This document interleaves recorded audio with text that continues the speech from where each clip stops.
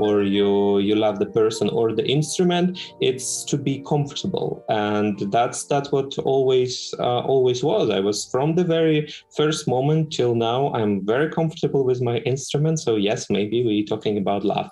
Yeah, love at first sight. Let's do it. Let's call it that way. Yes. Alexander. Yes, hello. Hi, how are you? Well, could be better.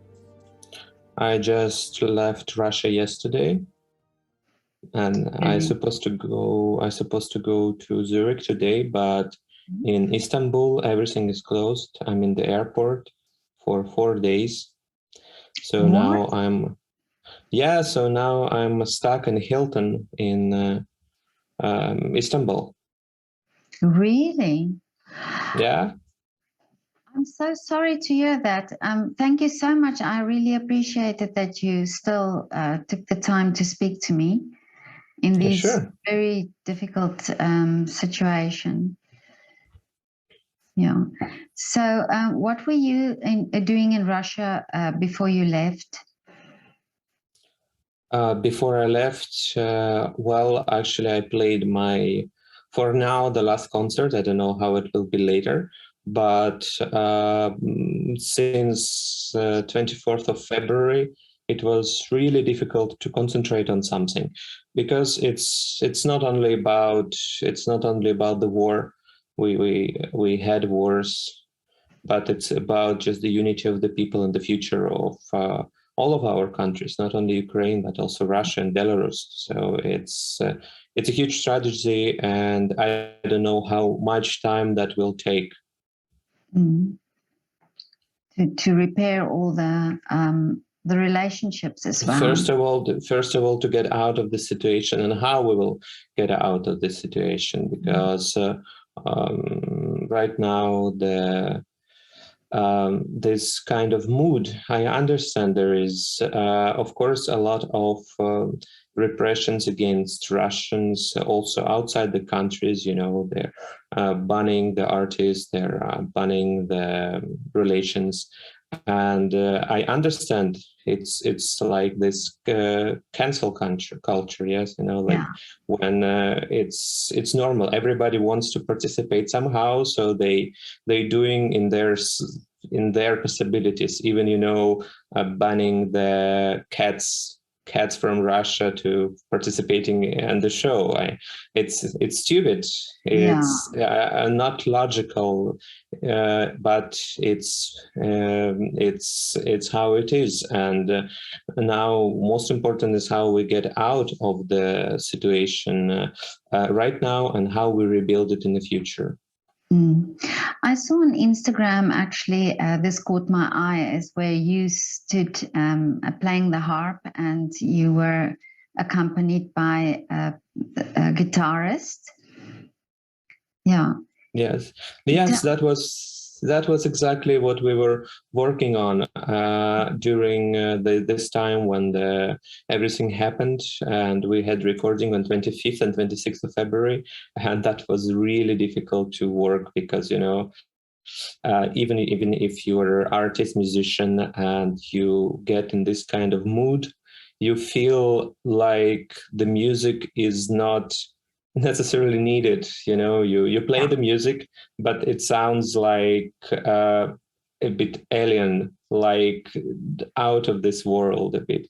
It's good to keep going. So we did these recordings, and this wonderful artist, Alexander Misko, he is from Krasnodar, and this is the south of Russia, and he even couldn't get the flight from St. Petersburg to Krasnodar, because all flights are also banned in that region. So he was going on the train for 2 days. And it's difficult. I was just flying on from Moscow to Istanbul, and that was a huge flight with a lot of young people, and everybody are leaving now, and I cannot. It's of course it's everybody living now from Ukraine, from the war, and that's terrible, but also from Russia. everybody has they don't see any future. And for myself, I know that from outside now I can do much more for my country and to somehow make the relations better as I'm staying in Russia. Yeah. And so what is the program for you now from here? Good question. Well, I still have some concerts and recordings. Like now, I go to Paris if the weather in Istanbul will be better. So Yeah. I'm going to Paris and I play the concert with Ukrainian musicians on the 15th. Then I have the recording of my album, which was planned a long time ago. And then I go to Switzerland and to do some things. Also, a show, the theater piece, which I did with a very famous Russian actress, Chulpan Hamatova, and my colleague saxophonist Veronika Kozhukharova. And now you see there is also a problem, of course, to come from Russia, but also everybody afraid to speak out loudly. Yeah. Because the repressions keep going up. And for example, it's very difficult to decide, like if we want to come on stage and if there will be a lot of people, of course we want to bring our message together with us. But it's also difficult to agree if everybody who are on stage are able to take this responsibility and this danger in a way, because it's easy if you are in the United States or in Europe, but if you would like to come back in Russia, especially in the nearest future, it's quite uncomfortable, to speak, to show your position, and nobody knows what kind of consequences could come back. And the April, I supposed to be in Russia. I don't know what that will be. Maybe, maybe tomorrow we'll wake up and totally new world and everything will go back to, well, it will not get back to normal, but at least it will get on the way of de-escalation and of progress of peace and recovery. But maybe that will stay for a very long time. Because for now, especially as I'm in Russia all my life, more or less, even I'm traveling all around, and I know that for the head of Russia, for these people, it's very difficult now, to roll back something. There is no way to say, okay, sorry, it was a mistake. It will be still going on somewhere. I don't know where. Yeah, but anyway, artists are trying to show their support, and we very often we say that the culture and music is and art is out of politics. But it cannot be like this. I mean, it's just in some kind of very, in the perfect world, we can talk about the culture and the politics separately. But all the history of humanity, the art and the culture were a part of the politics. It was the cultural expansion. There were a lot of influence by the artists on the minds of people. So, and now if we say that no, I'm an artist, I'm just doing my job, I'm coming on stage and playing, it's a kind of weak position, because then you're just putting yourself out of everything what's happening and just saying, okay, I will let that happen. It's not my business. My business is to play music, but it cannot work like this anymore, at least in our situation. And I think the artists and the arts have a very huge voice, and that's that responsibility as well. It's also very difficult for the artist, because of course when you adore an artist, when you follow him, of course his opinion and his thoughts are very important, and you will share them, you will follow that, at least you will think about it. But it's very difficult for the artists to keep doing what they are doing and still be very conscious, updated on the current political situation. Most of the artists, and I know a lot of artists, they would like to say their position, but it's a very simple position, and sometimes it's completely out of reality. Or they just don't know the situation and they support their country, which is all right, but sometimes it's not right. Sometimes it's just and yes, and sometimes the artist saying like, we are just for all good against everything bad, and this is also kind of a position which is normal, but it's not changing anything. It's not motivating people to do something. Yeah. Well, this morning I actually heard a very interesting story on the news of a Ukrainian man whose father is in Russia, who is so indoctrinated by the messages and things that he doesn't believe his son. And this man said that there's actually two victims in this war. It's the Ukrainians, but it's also the Russians, and it's also the musicians and the artists that are now, like you say, having to deal with all this rejection.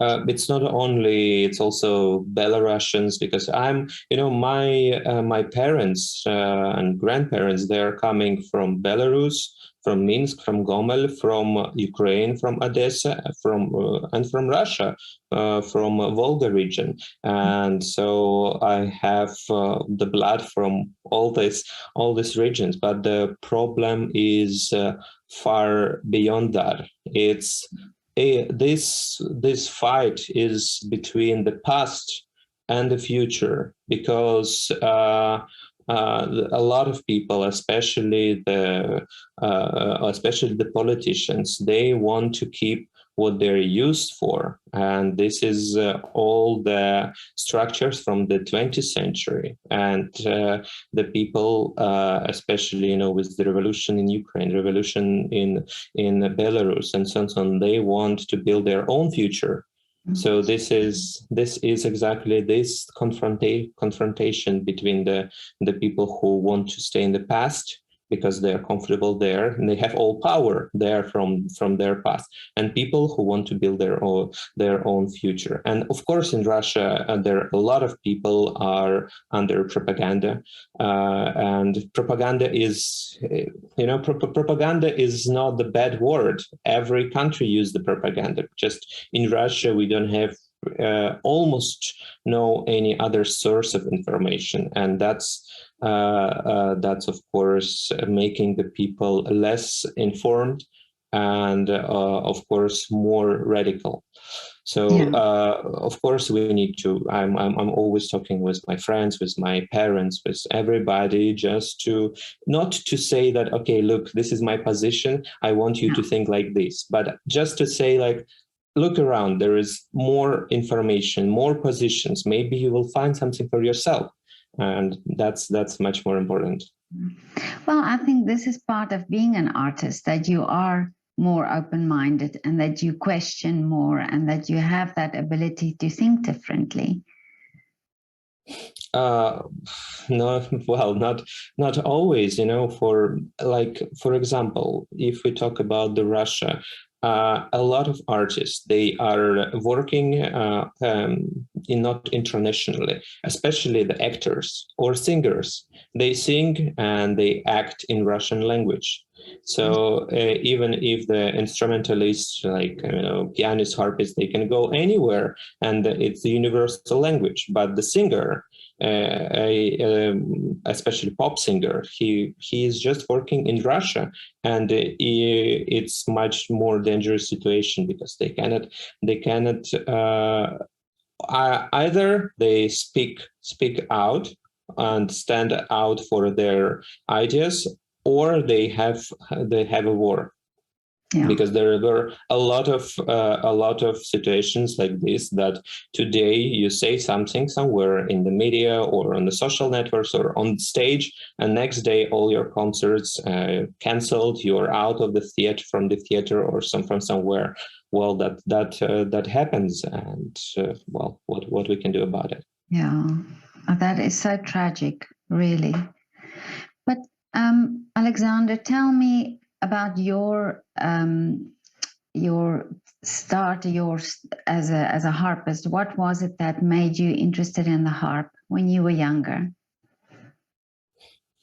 Basically, the harp itself. I started very quickly. It was just maybe 2-3 months between the moment I touched the harp for the first time and the moment I was on the stage. And so yes, I was playing the piano before, but I just turned 6 years old. And then it was always like a big part of the life, like a job, like, well, you have, when you have the concerts, and you know that you need to prepare that, and then that festival, and then that competition, and so on, then you don't think about, do I like it or not, or why I'm doing that, and something. You're just doing what you must do. And I think this is based on my story. I think this is the most natural way for musicians to get into the instrument, because for a lot of young musicians, it's a hobby, and then later on, when they are already getting older, maybe around 15 or 18, they decide, okay, do I want to do that for the rest of the life? And it's a really difficult question. Of course, now, our teenager time is much more longer. Now, up to 35, they're still young people, and they changing the subject of their profession. They're moving around, and so on, so on. So we don't have this huge pressure on our age. Yes, I'm still young musician. I'm 32 now, but I'm still a young musician. But the harp was always just definitely the part of the life. Right now, I'm doing, of course, a lot of other things. I'm conducting, composing, arranging, producing some shows, doing different things. But the harp is like a tattoo. It's like something what will stay always with me. It's just a part, the natural part of me, like a hand or head, or like this. But so you went from playing the piano, and then did you just see a harp or hear a harp? What was the initial attraction? Well, there were a professor for the harp in St. Petersburg, as Varasyan. She's a very famous professor. She was a very famous professor. And as my mother is a professor for the piano, so she just asked her if she want to try me to proceed with the harp, and it was just like one normal day. Nothing was. There was just they were talking, like, just let's try. Okay, she said, let's meet tomorrow with the harp. And tomorrow we went to the school. They showed me the harp. I played something a bit. They said, okay, let's start education. We will see what will happen. And then it just happened so quickly. So I was not even. I couldn't concentrate on my feelings. It was just a normal routine, like a normal routine. Oh, so it wasn't like love at first sight. No, it was, well, I can say so, because love for me, the love is to be comfortable with someone when you have when you can totally be transparent, and like be inside some person or subject or anything. So if you love I don't know, the god, the country, or you love the person or the instrument, it's to be comfortable. And that's what always was. I was, from the very first moment till now, I'm very comfortable with my instrument. So yes, maybe we're talking about love. Yeah, love at first sight. Let's do it. Let's call it that way. Yes. Okay. Yes. Romantic. Very romantic. Yeah. Are you a romantic person? No. Well, I know I am a romantic person in a way of seeing the life and analyzing the life, but I'm more like a logical person. So Okay. if I'm romantic, things are totally illogical. So I'm if I feel something, I'm trying to understand what exactly I'm feeling. I'm trying always to put everything in the boxes, so it's totally not romantic. But of course, I like very much romantic gestures, because when it's something happens which is very romantic, like in a movie, then I like that very much. But maybe it's not, again, not because I'm a romantic person, but because I like to arrange something. I like to produce the things. So if I can do some kind of happening which will be very romantic, I will be very happy about that. Oh, okay. And the music you play, do you sometimes choose it because of that? Because maybe it sounds romantic, or do you just what is your choice, or the genre that you like most? It's the music is a language, and when you choosing the words which you want to say, that's the same way. That the same way I choose the music I want to play, because I want to say something, and I need the word for that, or a phrase, and then I see, okay, this music will tell the people exactly what I want to tell. So I will learn it, or I will arrange it, or I will compose it if I cannot find this music. So that's the motivation always. And I have now I just made for the France. I still don't know if we will do that, but I made the series of 7 concerts, 1 concert a day, 1 hour of music. So it's 7 hours of music, and that plus minus my solo repertoire for now, 7 hours of solo music from different countries. So and it was everything what comes. It's also rock, pop music, baroque music, classical, my own compositions, or compositions written for me. But anyway, all this music is collected through the years, just like my vocabulary. Yes. So like I constructed my own language out of the music I'm playing. Yeah, let's say like this. Wow, that sounds amazing. So, and it's all different genres that you then use. Yes, of course. I'm out of genres person. I don't feel huge difference between Michael Jackson, Debussy, Tchaikovsky, or Freddie Mercury. I mean, it's different in different types of music, but all of these people were telling about the feelings. They were trying to share their thoughts and feelings through the music. And they just had different tools to do that. But it's not that Tchaikovsky was doing in his way and Freddie Mercury were doing in his way. But if they were telling about the same things, why it should be completely different? It's just different colors, like which you put on the palette. So yes, I play everything.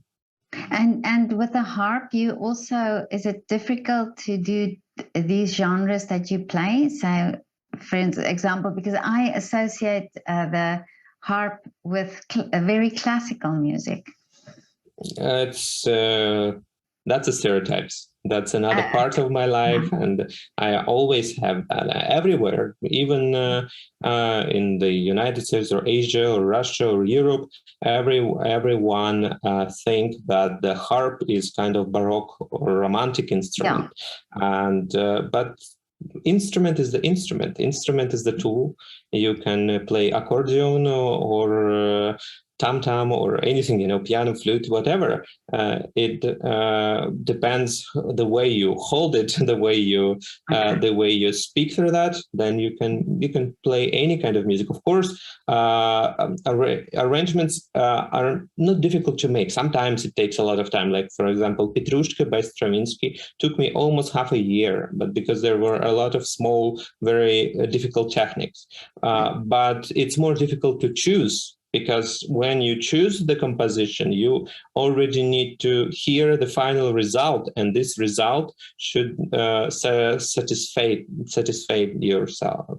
Otherwise, it will be a huge disappointment after 2 months of work and so on. So I'm choosing very carefully, and then I'm doing the arrangement. And sometimes it takes few days, sometimes it takes few months.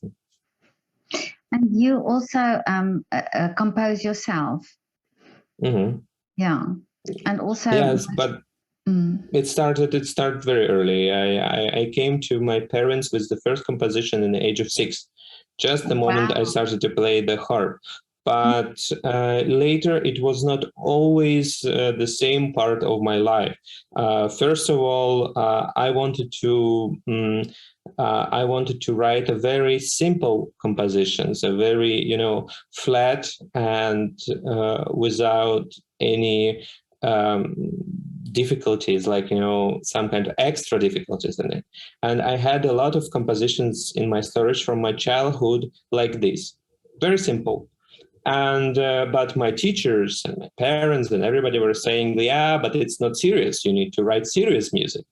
And you know how much disappointed I was that just 10 years later, in my already teenager time, this simple music became very, very popular. Like Ludovica Einaudi and Stephen Reich and all this neoclassical, how we call it now. So and now I'm trying to come back, writing more and more music. It's very difficult always to find your own style. Yes, it's difficult, and also it takes a lot of time. And either you play or organize the things, or either you compose. You cannot just take 1 hour and go. It's a meditation. You need a full free day, and better free week, or 3 months. So that's difficult. But I'm trying as. Always, if I have just time for myself, I'm trying to sit down and compose just something, like Tchaikovsky always did. His credo, his motto was to compose every day, at least 1 page, but every day. It could be bad, it could be good, but you're doing something every day, and that's important. Yes. Well, this is actually so sad that you were, that the pieces that you did compose when you were young, and you say they were simple, that that you were discouraged to do it, because it could, like you say, it's a style, and it's a way of composing that you should actually now reinvent them again. Yes. Yeah. Yes, but in Russia, it's completely different type of education. If I would be raised in the United States, people are very proud of everything what they do, especially what their kids do, and they sharing that immediately, even if it's if it's mediocre or not professional. And in Russia, it's a very high standards, always very high standards.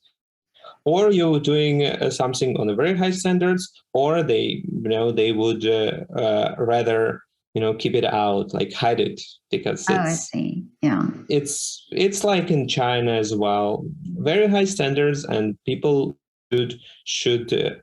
match these standards. Mm. Yeah.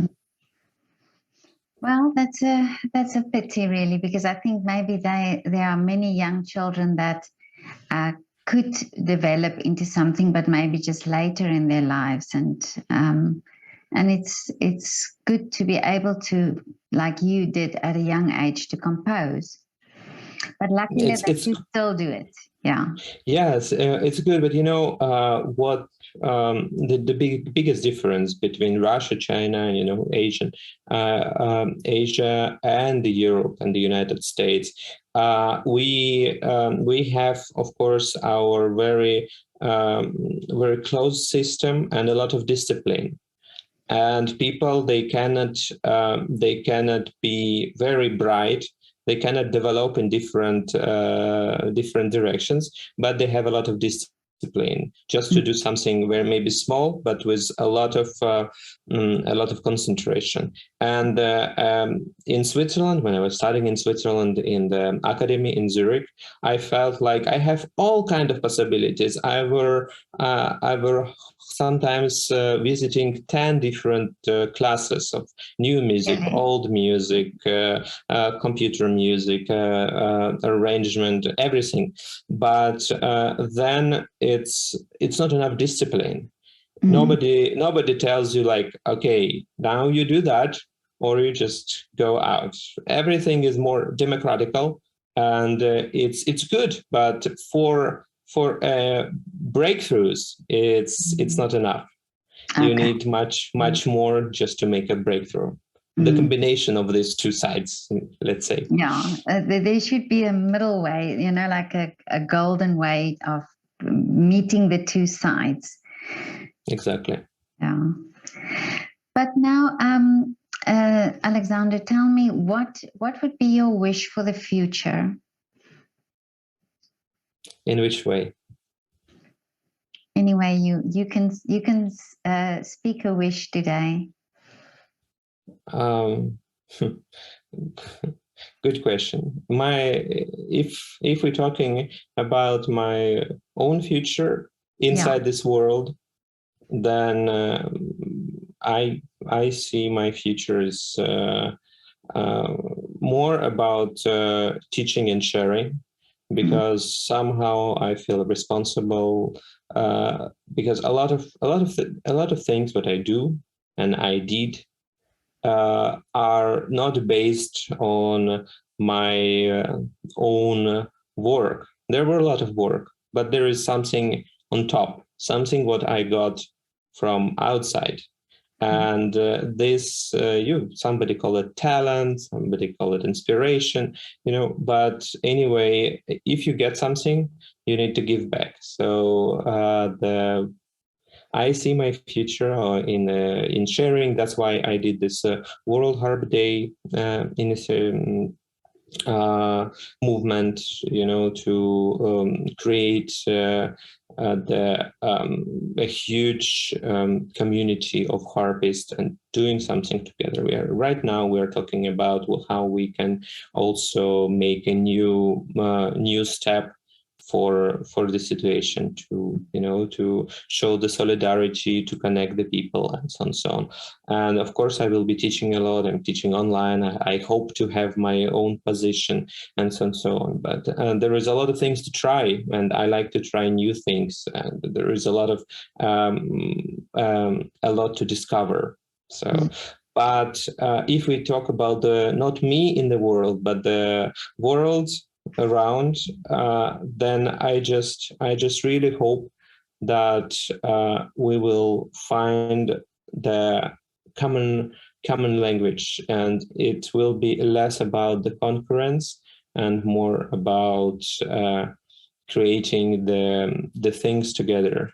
It's not only about the politics; it's about just normal people. And the next step I will do is just to try to unite at least these three countries, the Belarus, Ukraine, and Russia, and to do something together, because we were always together, and it's doesn't matter what happening. It's horrible things are happening, but we should go on and keep everything what we build. Otherwise, if there will be a flat, white paper, it will be very difficult to build something new.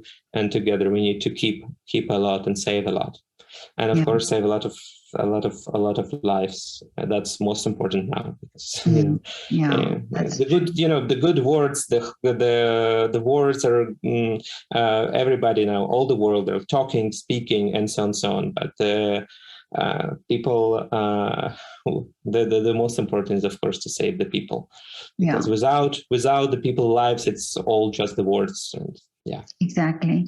And it's also, there are so much positivity also that always comes from situations like that. So if we just look at how wonderful people are helping and supporting each other, and how communities stick together, then that's also positive. And this is actually what that the fact that you are saying that you are teaching, you're giving back. This is so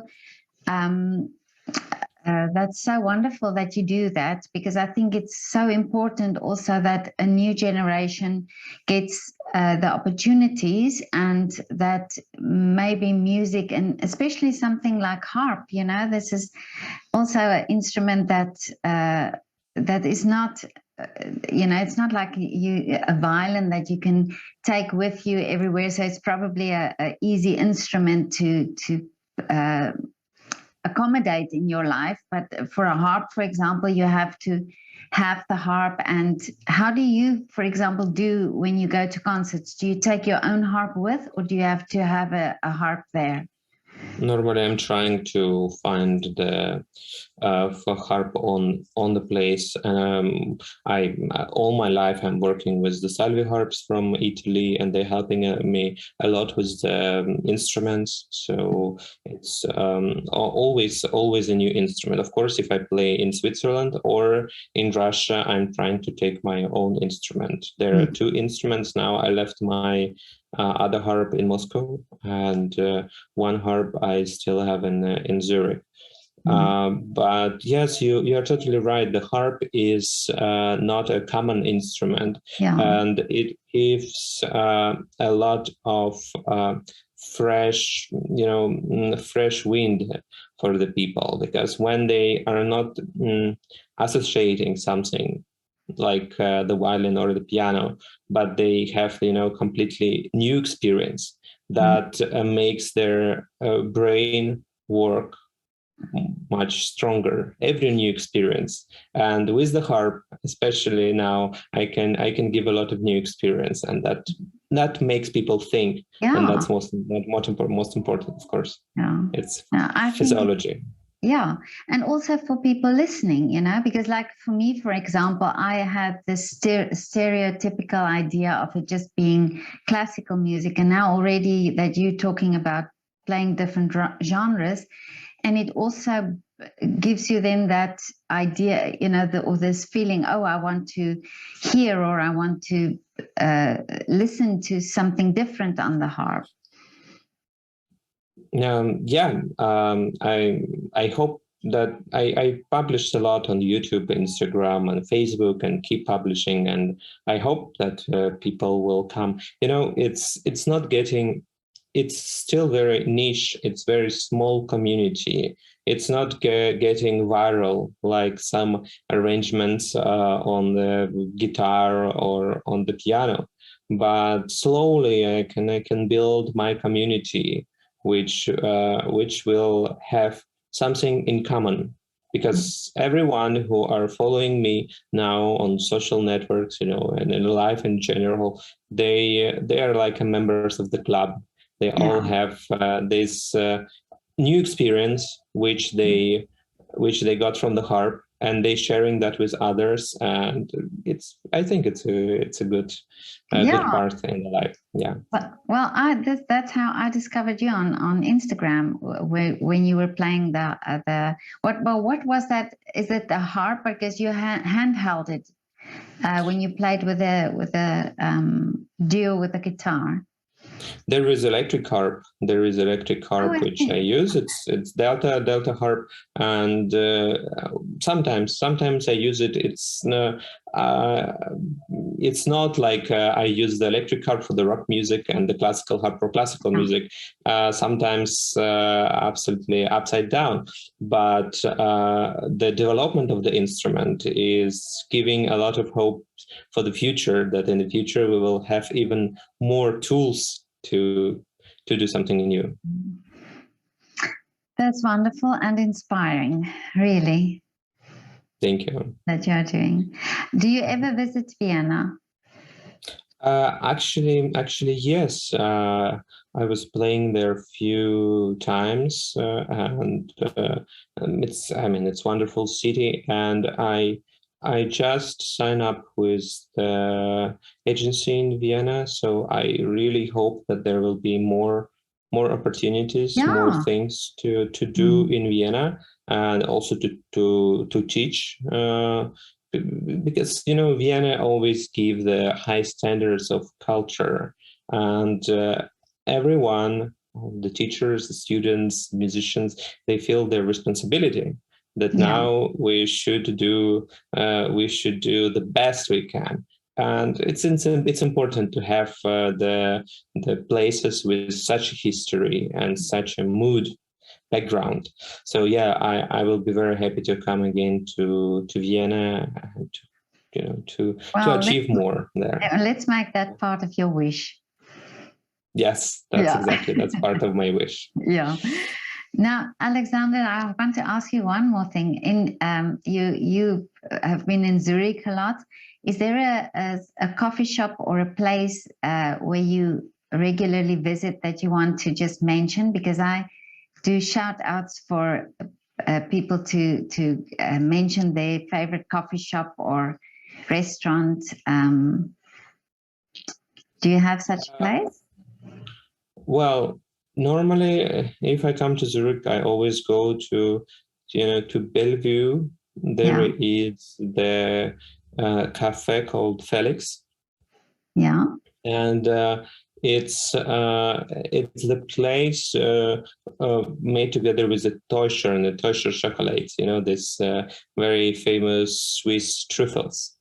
And yes, and it's like a old-fashioned, a little bit like a Viennese cafe with roses, with a very special architecture, with balcony inside the room. So it's a very special atmosphere, and I always go there. There were also live music before. When I was student, I was coming there to play, and now I just come to visit. But well, Zurich is a nice city, and okay. I will put the link of their business. I will put also in the description. Thank you. Yeah, that would be wonderful. Yeah, but Alexander, thank you so much for your time and for speaking to me in these difficult circumstances as well. And I really hope that you get your flight soon. I hope to, and thank you very much, Petra. It's wonderful to meet you, and I hope to meet you in the real life. We'll put Vienna on your wish. We put it on your wish list. So please let me know when you're here. Sure. Okay. Absolutely. Thank you very much. Okay, and all the best to you for France, for your concerts. Okay. For sure. Thank you. Thank you, Alexander. Have a lovely day. Thank you. Thank you. You Bye. too. Bye. Ciao.